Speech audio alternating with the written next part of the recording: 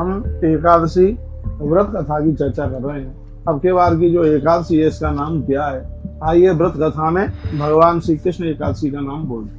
राजा कृष्ण ने कहा, श्रावणस्या सदे पक्षे किम नाम एकादशी भवेत् तन्न कथय गोविंद वासुदेव नमस्कृत। ईश्वर कहते हैं कि श्रावण के कृष्ण पक्ष में पड़ने वाली प्रभु एकादशी कौन सी है?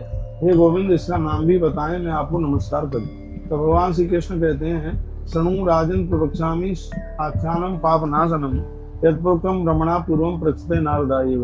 आपने जो किया है प्रश्न एकादशी के बारे में, इसकी कथा संपूर्ण पाप जलाने वाली है भगवान के। जैसे तुमने मुझसे पूछा, ऐसे ही ब्रह्मा जी को एक बार देवसी नारद जी ने यही प्रश्न पूछा कि आप सावन के कृष्ण पक्ष में पड़ने वाली एकादशी का महात्म्य बताइए। तो युधिष्ठिर ने कहा तो भगवान कृष्ण बता रहे हैं कि शृणु नारद ते वचमी लोकानाम हितकामिया। श्रावणी एकादशी कृष्ण कामिका नाम का बताया गया कि इस एकादशी का नाम कामिका है। अस्या श्रवण मात्रेण वाजपेयी फलम लभेत। इसकी कथा सुनने मात्र से वाजपेयी यज्ञ करने का फल प्राप्त हो। अस्याम यद देवेशम शंख चक्र गदाधरम। इसका श्रवण करने मात्र से, इस एकादशी की कथा सुनने से शंख चक्र गदाधारी भगवान की पूजा की जाती है। श्रीधर नामक श्री हरि विष्णु माधव तथा मधुसूदन नाम से जो श्री भगवान की पूजा करते हैं, उससे होने वाले पुण्य को तुम सुनो।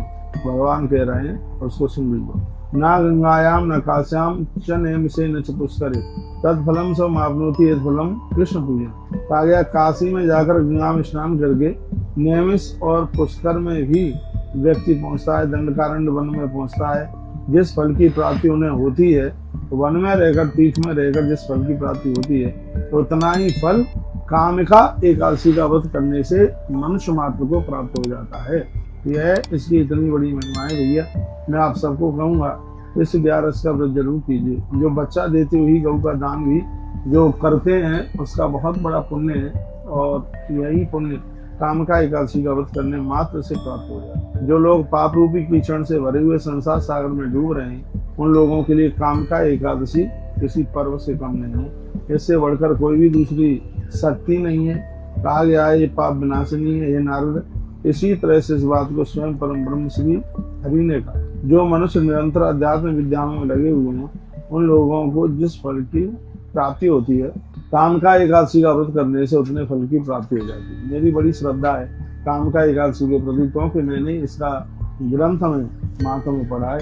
कहते हैं, कामिका व्रत करने वाला मनुष्य रात्रि में जागरण करके ना तो यमराज के भयंकर रूप का दर्शन करता है, न उसकी कभी दुर्गति होती है। 17 नंबर के श्लोक में कहा, रात्रौ जागरणम कृत्वा कामिका व्रत किन्नरा न पश्यति मम रौद्रम नाम गच्छति दुर्गति। वह यमराज के यहाँ जाएगा ही नहीं।